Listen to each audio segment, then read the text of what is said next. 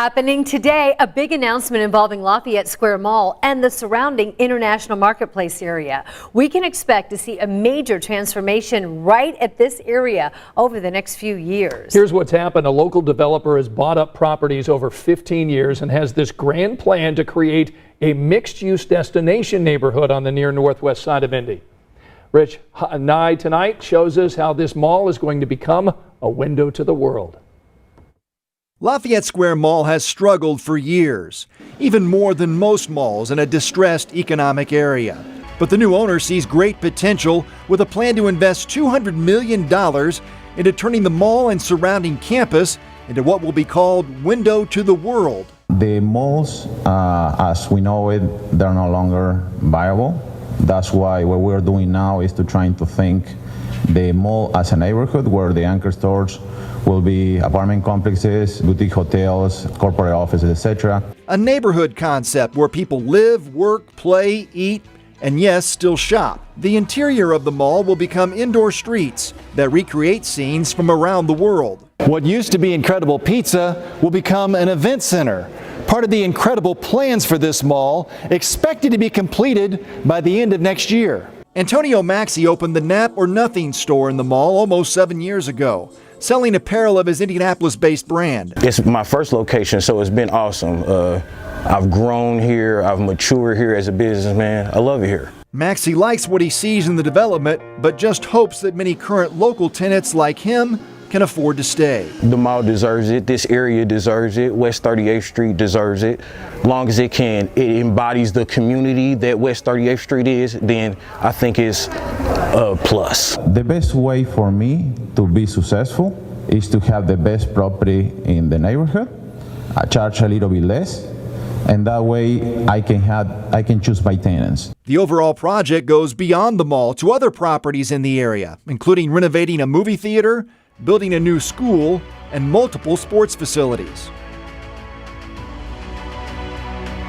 All right, thanks, Rich. So you might be wondering, like we were, who is the person behind this massive project and this big strategy? Well, this is what we've learned. Fabio Dela Cruz is a principal of Soho's Capital. Now, this is a local company that right now owns more than 250 acres in the Lafayette Square area. He first came here from Argentina back in 2001. And he says that his first job here in Indianapolis was washing dishes at Don Pablo's. Remember that restaurant? Well, after that, he went on to become a loan officer, an appraiser, and then a top producing real estate agent. Hi everyone, and welcome back to the channel, and welcome to the Indianapolis, Indiana area. I brought you to the Lafayette Square Mall, crazy old ladies joining me, but I brought you to the Lafayette Square Mall a while back to showcase it as a dead mall. More recently, I came back to say farewell as the mall was closing down for renovations. I am now here to show you a mall being reborn. Yes, that's right. I was supposed to come back here at the end of November because they were supposed to open the mall as like a soft opening for their new Window to the World concept. Well, that kind of didn't go as planned because of construction issues, and all that kind of stuff. But here we are. They have taken all the remaining stores that were in the mall when it shut down temporarily, and they've put them here in this vacant anchor store as pop-up shops. The owner of the mall is doing a fantastic job trying to renovate this place and to try and give the businesses a chance to continue operating, and I think he's doing a fantastic job. So let's go check out the pop-up market.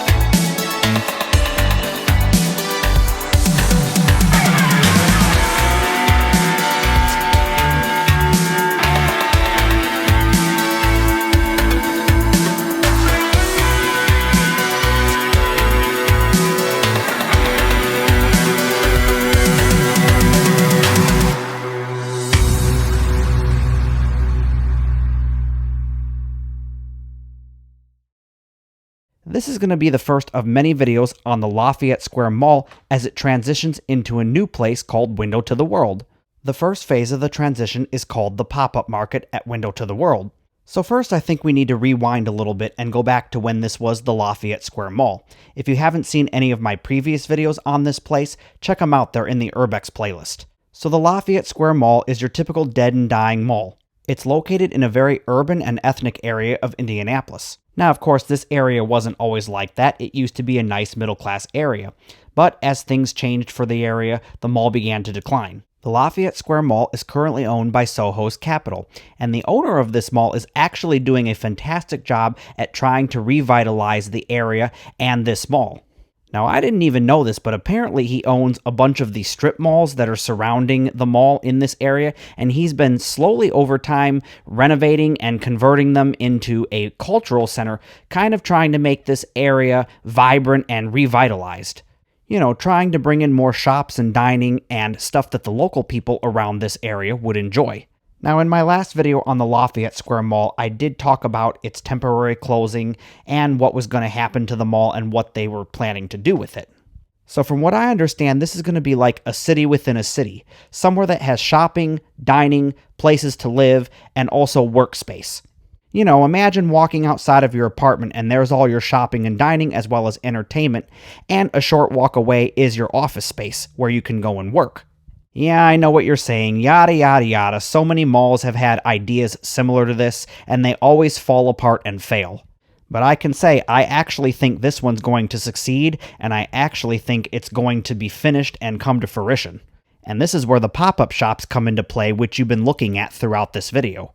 So the mall closed roughly 3 months ago and was going to undergo basic renovations just to get the mall up and running so that people could come back and shop for the holiday season. I had plans to come back at the end of November to document its soft reopening. Unfortunately, with construction delays, they had to cancel that.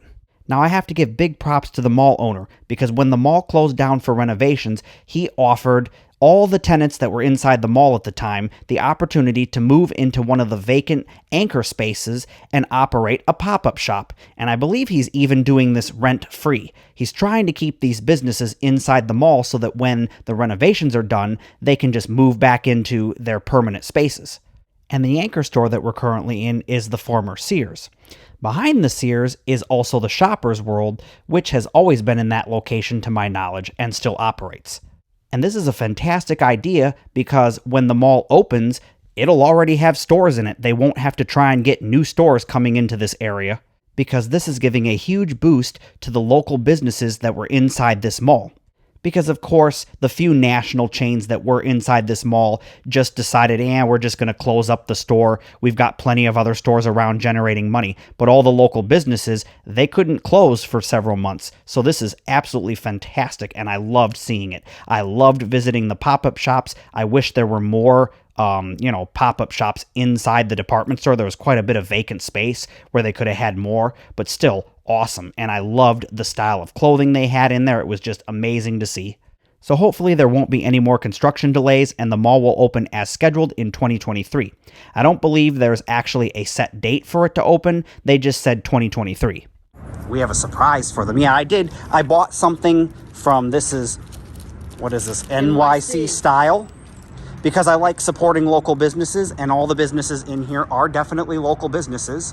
So I'll show you the pair of pants that I got. You're gonna have to wait. Yeah, you're gonna have to wait till I get home. Yep. Which actually they're not gonna have to wait, because instantly here they are. Well, I think that's going to do it for this episode. If you'd like to stay up to date on the Lafayette Square Mall, now Window to the World, then why not subscribe, give the video a thumbs up, and click the bell icon so that you'll get notified about future uploads here on this channel and all of my others. Check out the Patreon link on screen and in the description box below for extra content for members only, as well as ad-free content. That's going to do it, and I'll see you in the next video.